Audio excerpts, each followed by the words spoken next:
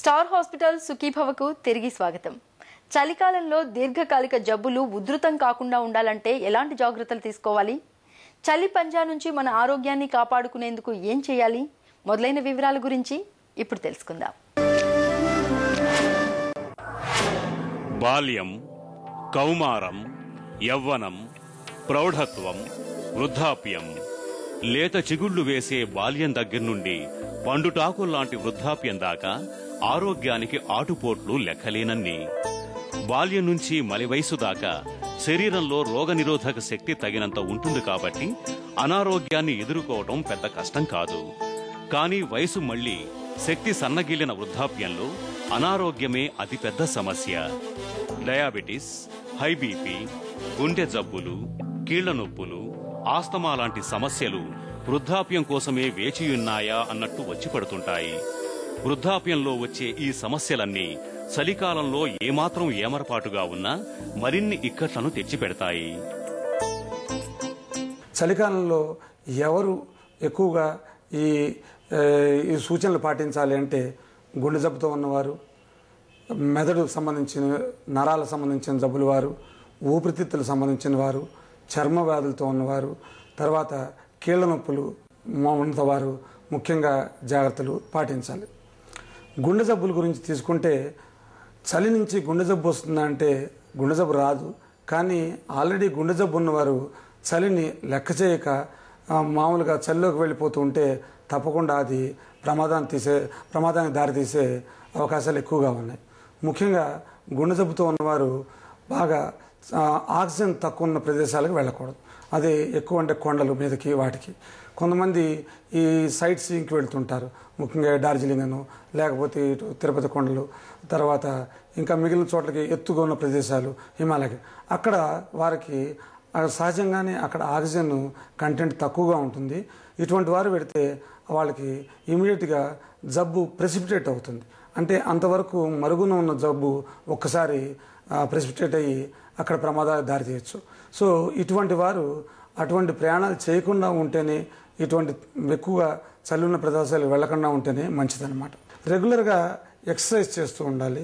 Exercise చేస్తూ ఉంటే చలిలో చేయకుండా కొంత చలి తగ్గిన తర్వాత ఎక్సర్సైజ్ చేస్తూ ఉంటే రక్త ప్రసరణ బాగా అయ్యి గుండెకి వాటికి కూడా రక్త ప్రసరణ జరిగి బాగా ఉంటుంది. అలాగే ఈ మజిల్స్ అన్ని కదిలి ఈ నొప్పులు, రొమాటిక్ పెయిన్స్ అని ఇట్లాంటివి కూడా తగ్గడం జరుగుతుంది.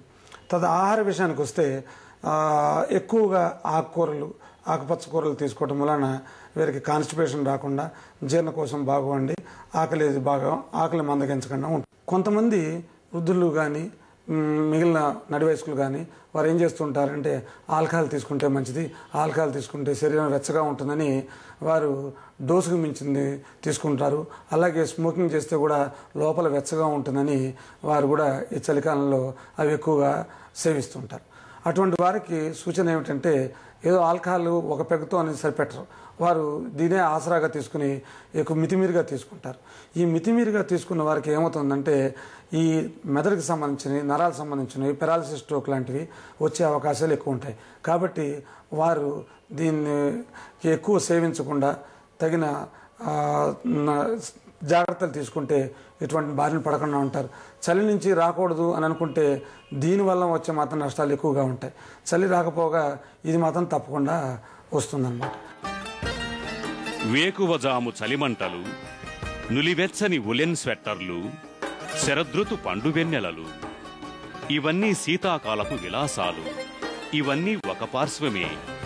ఇదే చలికాలంలో అనేక ఆరోగ్య సమస్యలు మరింత ఉగ్రరూపం దాలుస్తాయనే విషయాన్ని మరచిపోరాదు.